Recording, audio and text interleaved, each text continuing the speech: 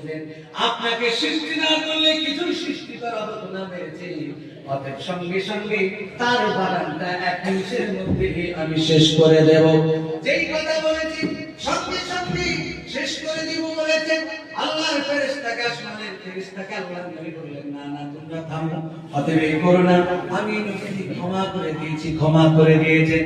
আল্লাহর কি কাজ যেমনি ক্ষমা করে দেওয়া হলো, ক্ষমা করে দেওয়ার পরে ইহুদির মুখে মাত্র অবাক। ইহুদি বলছে তাকে মারলাম, সেই যদি এরকম হয় কাদা দিয়ে দেয় কোন ধরনের মানুষ। ইহুদিরা কালেম পাদ্রী ছিল, তার কাছে চলে গেল। সেই পাদ্রীর কাছে গিয়ে বলছে, হুতারবিন্দ্র মহাসুন্দরান কমল্লাল্লি লা ইলাহা ইল্লাল্লাহ আনকাম মারশান মুহাম্মাদুর রাসূলুল্লাহ।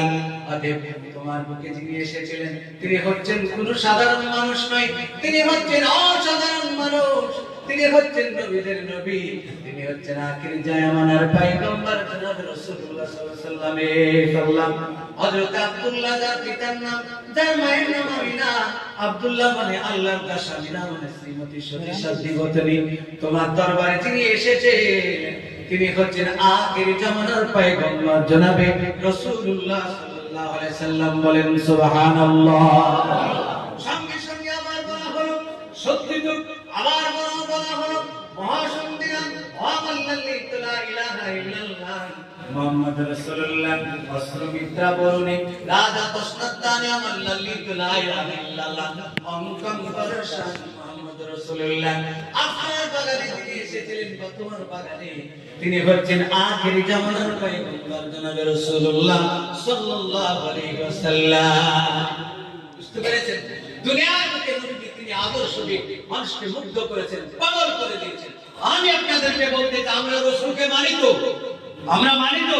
সত্যি যদি রাসূলকে মানি, রাসূলের উপরে মহব্বত ভালোবাসা যদি থাকে, আমি আপনাদেরকে দেখতে চাই খাস করে নবীওয়ালা আমি 5 জন ব্যক্তিকে দেখব আল্লাহর রাস্তায়, জামি মসজিদের জন্য, মসজিদের উন্নতি কল্পে জলসা, ইনশাআল্লাহ আমি 10,000 টাকা দিয়ে এরকম একজন বান্দা দেখি পড়ে। কে আছে? জামি মৌলানা সাহেব আমি দেব। নবীকে ভালোবাসি, রাসূলকে আমি ভালোবাসি। তো সত্যি যদি নবীকে রাসূলকে ভালোবাসেন, আল্লাহ তে বলেছেন লাইকা আহাদুকুম হাত্তা আকুনা হাব্বা ইলাইহি বিওয়ালিদিহি ওয়া ওয়ালাদিহি ওয়ান নাসি আজমাইন।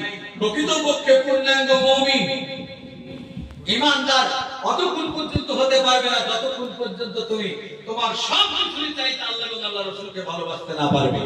অতএব তুমি বলো, আজকে দুনিয়ার বুকে আমরা রাসূলকে ভালোবাসি, জান মাল সন্তানের চাইতে সব কিছুর চাইতে ভালোবাসতে হবে। একজন আল্লাহওয়ালা বান্দা বলেন ইনশাআল্লাহ 10,000 টাকা আমি মৌলানা সাহেব দেব। কে আছেন?